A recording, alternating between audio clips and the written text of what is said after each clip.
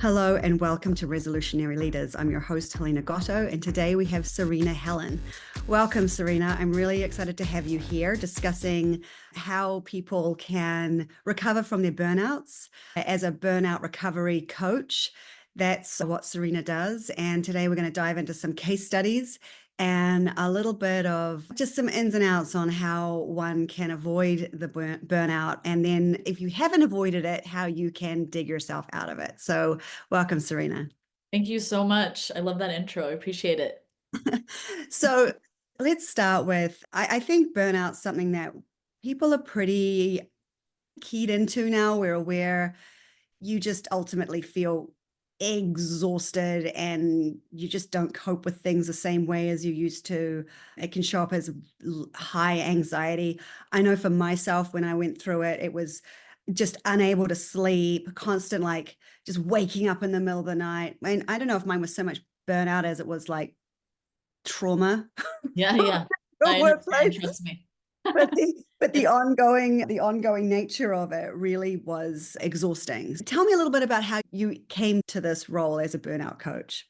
Sure. Your example is a perfect one for everyone's burnout journey looks different. And you could be waking up at 3 in the morning and like a panic or maybe just not able to sleep because your circadian rhythm's off.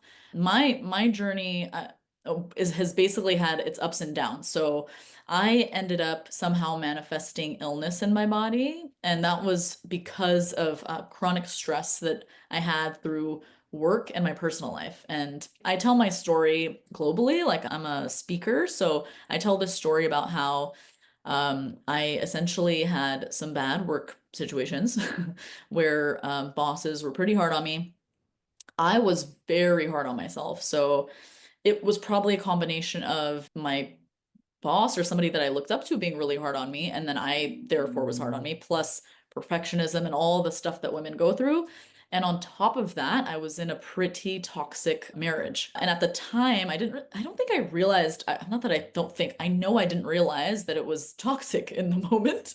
And later on, I realized, okay, yeah, but there were so many elements to that were not okay. You can imagine if you have multiple stressors, and not to mention I was also in school full time, if you have multiple stressors going on at the same time, whether it's work or maybe it's all work, maybe it's not. But normally it's our life and work and everything that comes into it. And if you're not aware enough, you're eventually going to burn out. And that's exactly what happened to me. So I couldn't get out of bed. My partner at the time had to physically pull me out of bed.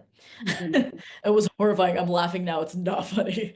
But I was able to get a hold of my physical health because that was greatly impacted. And maybe someone who's experiencing burnout is, I'm just not feeling the same as I was. So maybe they're just lethargic. But some people might actually experience like heavy brain fog, heavy mental health related things, not being able to sleep, like you said. Maybe your hair is falling out due to these types of things, and just a general, like a fatigue, but maybe it feels chronic, like you just, no matter what you do, you can't shake it off. Mhm. Yeah. And then a lot of times women will have coffee number one, and then all of a sudden, that was perfect timing. Coffee. Don't worry, I'm on one. Coffee number two. And then all of a sudden they're having coffee number three, but actually that's disrupting your hormones. We don't really have a way to get out of it. And then you're just in this cycle. So I do think it's very cyclical and very much connected to chronic stress and all these little stressors that accumulate. So And I've had to go through. I want to flag that Yeah, I'm surrounded by people that I don't know who doesn't have 15 different businesses, right? right. There's so much. There's Exactly. And the then, kids, there's the job, there's the partner, there's the finances, there's the parents, siblings. There's so much that's constantly on us. And then on top of that, everything that's happening in the world, like we're being yeah, bombarded with politics and just horrifying stories about right. things that are happening in the world, wars. Yeah. It's constant. Okay, so how do some people not burn out? And It's no wonder that we're burning. Do you know what I mean? It's almost like we're put in this position, right? And of course we have to take control and be able to understand that, okay, we're taking the responsibility. Okay, we're decided to be parents, we decided to take on the job. So we do have to take responsibility, but also for me, it's comforting to know that I've been put in this position where there is just so much going on. So for me personally, I feel like, okay, it's not just me. I'm not broken. Do you know what I mean? The system is broken, but we have to learn how to live in this system. And the most important thing is to know that we have to develop and learn the awareness first and then develop tools and implement the tools so that we can build that resilience. Mhm. Because when you, let's say you do yoga once in a while and you're just, yeah, I feel good after, but then you just forget about it, which is what most people do. Mhm. They're not very consistent. They're not like super dedicated to meditation practice. But what happens when you are actually dedicated and consistent is you do see and feel the benefits and it's long term. So it's harder. It's like when you buy a shiny new car, you're really excited in the moment and you get that dopamine rush and all the good things that happen. But with mental health, it's harder to see, but you have to like it's like a long-term game. You have to feel it and really tap in. So it's really something about more of the awareness and understanding that you have the control to implement the tools because you are put in this situation in life. Mhm. And some of it is a little bit out of control. Let's be honest. We can't control world wars, but we're sensitive to it. Everybody's sensitive. How could you not be? Mhm. How could you not freak out when you hear about people dying, thousands of people dying? Do you know what I mean? It's Yeah. you can't really turn that off. I can't turn that off. I cannot look at the news, but I still know it's going on. And also, I think for those of us with children, they're having to, you can only protect them from so much, and they're having to process all of that as well. Yeah, that's a whole other ball game. I work with a lot of moms. Yeah, Yeah. And I it's think, challenging. well, and I think it's important to be modeling the behavior for the kids, right? Like Absolutely. waking up feeling like just oh, terrible, drinking coffee, getting the day Yeah. going, being in a rush, picking out, coming And home, then maybe having a drink to ease right, the pain. to wind down. It's Yeah. just not the best. And listen, I am not preaching because I am drinking coffee and I will probably have a glass of wine tonight. So please help me. I had a glass of wine. Was that last night? No, that wasn't last night. That was the night before.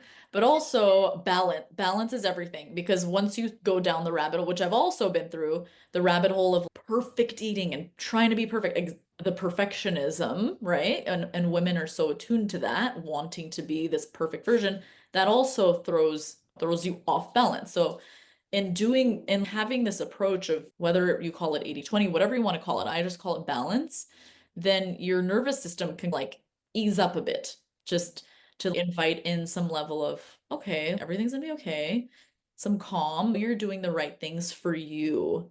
And then let's say a month from now or 2 months from now, if you've almost every day, maybe it's not every day, but almost every day implemented a couple things, maybe morning routine, maybe evening routine, you'll start to really feel better. And I'm just going to be really honest, like I'm not perfect. You just said the same thing. And but as a coach, I'll fall off sometimes or I'll be like launching a product and I'm just obsessed with it and I do this a lot. And then I'll forget or I'll be like, I don't need to do that walk or I don't need to do XYZ, but then I just feel it times 200 because, and I don't know, maybe it's because I've been burnt out before. Maybe I'm more sensitive, but I feel it really intensely. So I want to just bring something up now that Yeah. sideways, and then let's get to a case study. I just was reading about how there's all these coaches online and they're like, go 100%, push it. Like it's 24/7, just go. And it was like, yeah, but that doesn't work for women. No. And it's really interesting because I just had this experience. I was listening to what you were saying. I was running, I was really taking care of myself. And then I signed up for Yeah. this thing where these guys were going to help me with this podcast Mm. and put some people on my calendar. My God, my calendar was just like bam. And I was like, are you insane? I have children and I have to sleep. And, and I have spent the last 2 months like drinking from a fire hydrant Right. and not doing any exercise and Right. really realizing I was just saying, I have a coach. I was just saying to her this morning, I think I've put on 5 pounds. And I need to start implementing, I need to go back Right. to walking, all these things that Yeah. have fallen off because I suddenly got caught up in this very masculine Mhm. go achieve. And it does not work particularly for women. And I Right. see that because I'm a woman and that's all I know. But Yeah, I that's what know. this conversation was online, was about how that process is really, it does not work. Yeah. I So think it can work for some, but if you're just go without the more like feminine, relaxed rest and the thing is that it's 100% achieve, achieve, yes, go. And yes, that there's no balance in that. And right. I think that, like you said, the feminine energy Yeah. is the nurture, is Yeah. the stillness, is the receptivity. It's a very different energy than go. Yes, yes. So it's funny because I do think about this a lot because as a high achieving woman, and I know you're the same, and I know your listeners are probably the same, it's you want to do 100 things, right? If you're so driven, you're ready to launch X thing and do this thing, launch that podcast, and maybe start writing your book and all those things. But what I like to tap into is just the feeling of it and not get stuck in the feeling, but just tap into, okay, am I enjoying this? Can Mm. there be a little bit of pleasure in what I'm trying to accomplish? So maybe Or, you're or a doing lot of pleasure. Why not a lot of pleasure? what I mean. Yes, exactly. Good point. What I mean is, okay, let's say you do have 10 podcasts this week. That could super motivate you and give you energy. But if you feel like, okay, I'm gonna die, or if you do one and you're like burnt out, it's like you know how you're gonna feel after doing 10 podcasts, let's say in 2 weeks or a week. But it's just tapping into how you're feeling. Does something energize you? Is it giving you the energy? Or is it totally wiping you out and depleting you? Because it's like hanging out with certain friends, like certain friends uplift you and then others might not. It's And kind of I get rid of those ones. like Just peel them off. I know, I know. But yeah, it's an interesting balance because all I want to do is go, but I just know that I'm like, okay, slow down. I literally tell myself, Serena, slow down. No one's chasing you. No one is chasing you but you. But I also have a coach and I do like it when someone's like, all right, just do it. Because if you get so stuck in the emotion, for example, I don't feel like doing something today, you might not accomplish anything. Do you know what I mean? So if you were to just feel into that for a moment, take a minute or two, and be like, okay, maybe I'm not feeling that great today. I'll do my best, but I'll try to do it anyway. Then at least you can accomplish something and then be able to like rest later or do the self-care that you need later or before, or however your routine works to be able to accomplish that. But it's an interesting conversation. I think from with my experience I just shared, it was the lack of balance. Yes. It was that there is a lot of different components in my life, and suddenly one piece was really out of balance. And Yeah. it was I'm and that threw everything out. Yes. Yes. And I think given that women typically have these other, this isn't true because my kid's father is incredibly involved and is as Yeah. much in it as I am. I just think when there are children and when there are parent, when there's that other piece that you have to do to nurture your world, the Mhm. people in your world, being in that very masculine energy of go can throw the whole world out off its axis. Yes. And I agree. I agree. And in let's say because we are professionals, right? It's we're either have businesses or we're in corporate or however that looks for every woman. I think you hit it right on the dot. There has to be balance and you have to take care of yourself. So if let's say you do have a hard month, how are you totally ensuring like non-negotiable that you're taking care of yourself? So for me, that's a morning practice. I don't know how that looks for you. And sometimes I like to daydream. What's a little bit of like I sometimes do it in the shower where I'll just be like, what would be the most perfectly balanced life? And then I'll think to myself, I'm doing it. Not trying to do like hours long of meditation, but to say, okay, I'm gonna do 10 minutes of meditation. I think that's achievable. And make sure I do at least a 30-minute walk every morning. And then if you imagine starting from that place of just like ease and calm and nurturing, and then continuing the rest of your day and And I'm obviously not quite as intense as you. I'd be like, let's start with a 30-minute walk 3 times a week.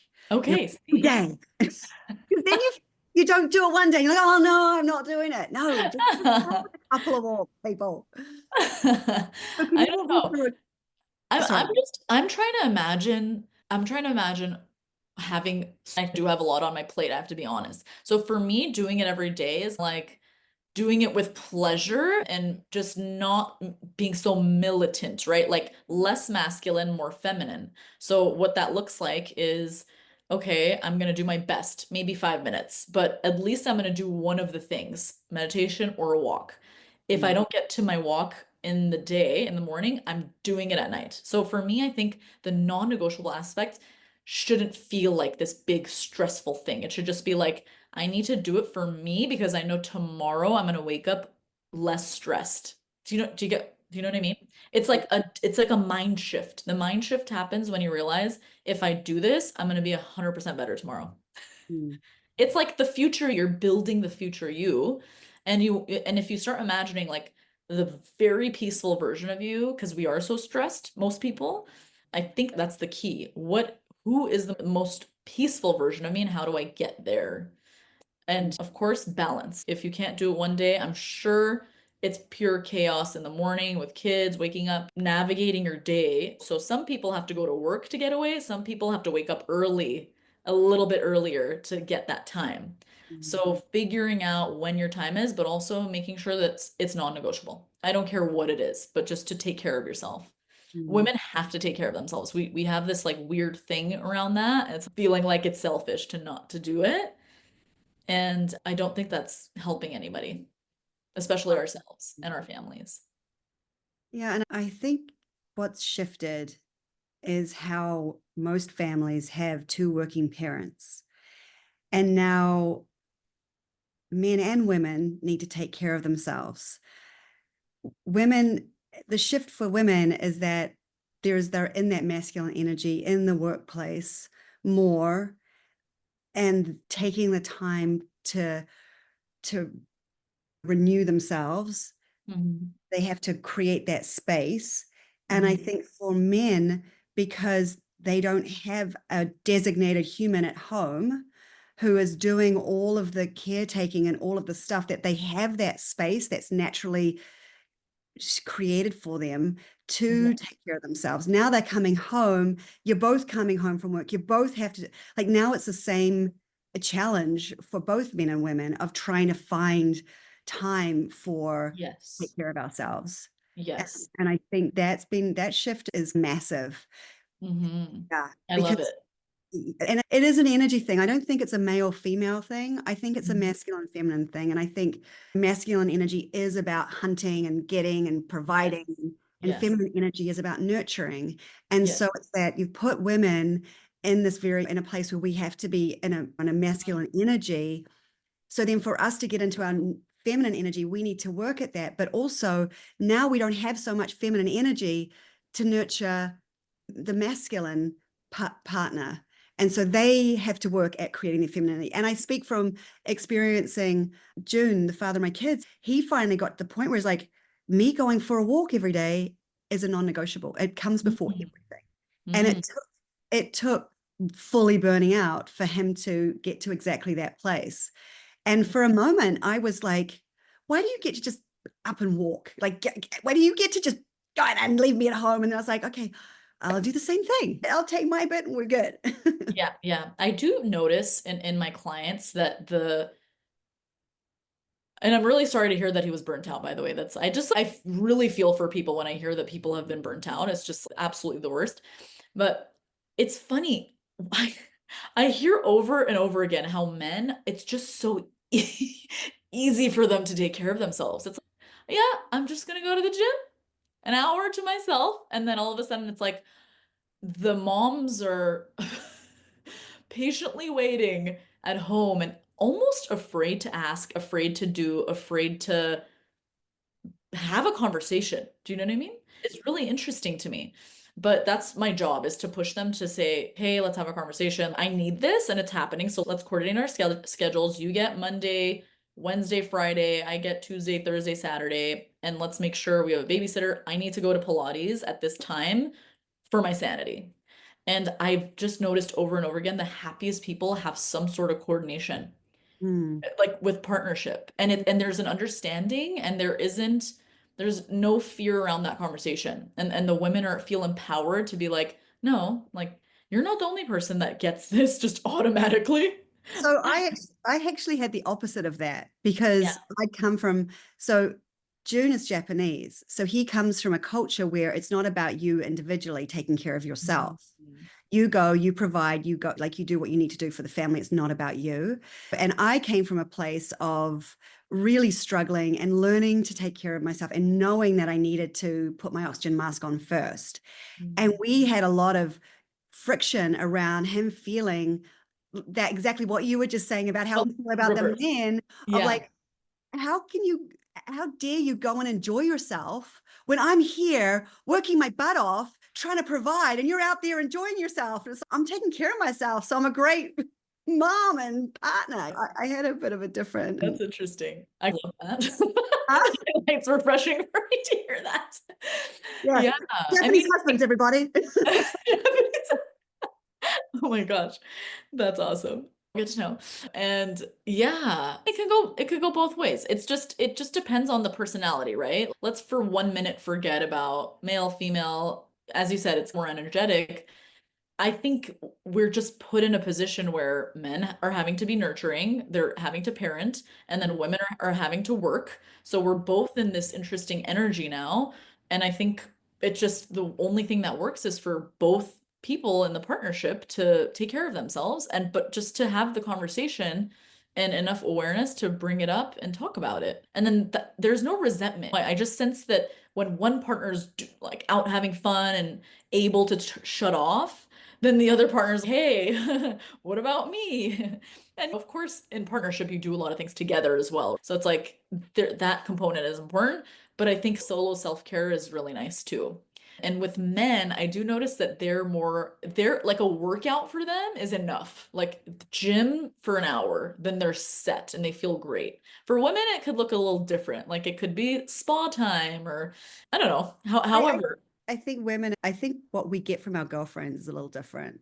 You know what I yes. mean? Like we love I God, I hate how much we're generalizing, but I always go back to primitively how what we were wired up because our Yeah. brains are still wired up Mhm. very the base Yes. core of us, and community, being together and caring and doing all of that together is where we come from. And men going out and in a very masculine energy and doing that as a team, and that energy that makes potentially them feel valuable. They're doing what they're supposed to be doing. Yes. Yes. That's definitely true. And then women, or both men and women coming together in community. I think the community aspect is very calming for the nervous system. So a lot of the work that I do is related to how regulating the nervous system and Mm, regulating the stress response. Because again, the yeah. stress response is what is throwing our bodies off completely. And like cortisol levels are up. And then that's why we can't wake up in the morning, or that's why we're like not motivated the same way we used to. But having that like core friendships and right, it's almost like a feeling of belonging because you can have a great partnership or a great friendship, but you could still feel alone. I Mm, think loneliness is an epidemic, and you have to feel that really deeply, feeling like people have your back, feeling like you're not alone, feeling like you can call somebody, not just in an emergency, but just like somebody really does care about you, at least one person. Hopefully, we have plenty more, but a lot of times you can count your people on just your one hand. yeah, it's making me think. Last week I ran my a friend of mine lives around the corner and she's just had a baby a week ago. And she was out for the first time and she's like, are you home? Come downstairs, come out. And I came out and I was like, and I just said to her, listen, I am right here. Can, you don't need to plan. This is, I you love that. can be in moments that you can't plan for. And I Mm. have memories as a mom, as a young, I wasn't actually a young mom, but as with young babies, sitting there crying, like with a colicky baby, exhausted, and sitting on a medicine ball, bouncing up and down, trying to put this colicky baby to sleep and having no one to call, like racking my brains trying to think, because my family wasn't in America, June's family isn't in America, and I would just have, and I would just have no one, and I would just be sitting there feeling so alone. And I said to her, I in that moment, you can call me. It can, and if I'm here, I will run down. And if it's just to hold the baby for an hour while you sleep, that's what I can do for you. And she started like welling up, "Ugh," and I was like, Oh, "No, I feel the I same feel like way," I'm gonna cry and I wasn't even there. It's right? just so thoughtful. But it's Yeah. just it is that not having that. We don't. A lot of us don't have that because we are displaced country or little city of origin. And it does, it means so much and it is so soothing. It's so soothing. It's just, again, it all comes back to the nervous system. Back in the day in our countries of origin, as you were saying, we would just rely on one another. If you didn't have food, you were borrowing food. It's like you weren't fighting. Oh, maybe you were fighting over resources to a certain degree, but it's you had that level of support that was very healing. And we just don't have that. And of course, there's the extreme, right? We have the extreme in America where people are so lonely that they're like mentally disturbed, I Mm. think. Um, but if we go back to, let's say, just normal people, you're in your cubicle or you're in your office and you feel like you can't just step away from your desk for a moment to have a really nurturing conversation or a really nurturing walk and talk, maybe a walking meeting with somebody. But these things are so important. And I always say that my friendships, like my core friendships, have absolutely saved my life. And yes, my family also, of course, they've probably in these very dark moments have been there for me. But my friendships were sometimes we'll review some of the conversations we've had, like some of my girlfriends, and I'm like, wow, I don't know how you put up with me. Some of the conversations, I'm like, oh God, it's a lot. Like the people have really showed up for me, and I do attribute my wellness to them. And that's why I show up as a really good friend and human for people. I can't show up that way for everyone because then I'd literally burn out, but I do like to show up as much as I can to whatever ability I can. So what I'm putting together from this conversation and building on other conversations I've been having, Yeah. I think, and one of the things that I've really been talking a lot about is the increase in sensitivity in the workplace and the decrease in resilience. It's people are more reactive, and we just see it. We see it in the Yeah. news. People are just they like this, and that really comes from the first, like the amygdala, which is the fear Yes. center of Yes. the brain. And when we feel unsafe, that immediately triggers, and our body responds with this stress response. Right. And so it does all come back to soothing that core primitive piece of the brain and calming the amygdala. And Mhm. that comes from feeling safe. So Yes. creating ways to feel safe, me saying that to my friend, hey, if you find yourself in that place, I'm here. That increases her sense of safety. And it's the same as just getting in a warm bath, having a Mhm. massage, like those things that just make you feel safe, that you've got people that you're, yeah. So I Yes. think that if we could boil all of this down to, burnout comes from just this ongoing activation of our fear center, feeling insecure, feeling unsafe, unsupported, and finding ways to soothe that, to make you feel less unsafe. Yes, you're right. It's all connected to the brain and the brainstem and the nerves and your nervous system. And you can control that. Although it sometimes feels like you really can't. Sometimes A lot you of the just, time you can't sit, once it's you're gone.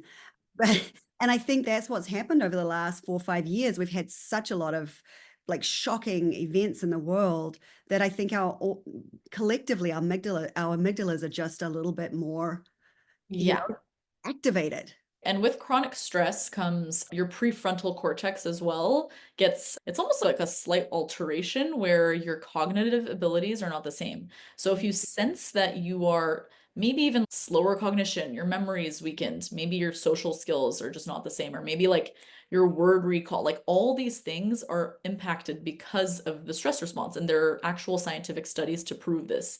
So it just goes to show it's really important to work on the nervous system, and there are tools that are in my program, and I can we could Tell us about your program before we wrap up. So you have a oh, six, okay, sure. yeah. Yeah, so it's a 6 week course and it's for women. It's a group coaching program, and I essentially walk people through 6 phases, and every phase has a different theme. But you go through an awareness phase where it's almost like you learn about the nervous system and you connect the mind to the body. So, what's happening to my body? Why is it happening? And anything related to stress and regulating your nervous system. Then you go into more of the emotional processing piece where you mentioned it, we're all a little traumatized, whether we know it or not. So thinking about what is lurking in the back of our minds and what is really happening to us and why are we in this position? How did we get here? And then being able to process that through tools like journaling and meditation and just really quieting the mind. Then going into the next piece, which is bringing in, let's say, it's almost like future pacing.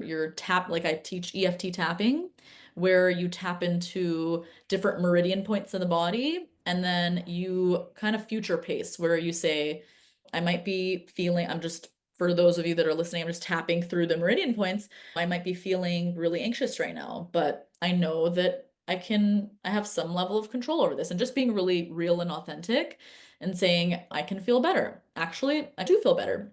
And continuously tapping through the points. But being real, I'm all about reality. You can't just think to yourself, like, I'm stress-free, everything's great and perfect. I don't think that's real. But then bringing that in and future pacing and then connecting to your purpose and power and really bringing your joy and your vitality back. So yeah, it's a very holistic approach and it's what's helped me and it's all the things that I've learned through going to different naturopaths, being a yoga teacher, going to hypnotherapy, like everything that I've studied for the last 10 years has been condensed into 6 weeks. Nice. I love Yeah. it. Yeah. And where do people find that? They can go to my website. It's www.bewellbysarina.com. And Sarina spelled Sarina. And also my Instagram, Be Well by Sarina, same spelling. And then I have a freebie if anybody's interested. So you can either DM me or if there's a possibility, we can just have a link somewhere. Then you can click on the link and you can get a free vitality guide. So it walks you through how to detox and feel better just right off the bat. Awesome. Yeah. Thank you so much, Sarina. I've really enjoyed chatting with you today. Likewise. And yeah, good luck helping all of these people on their burnout journey. I know. So exciting. Thank you so much.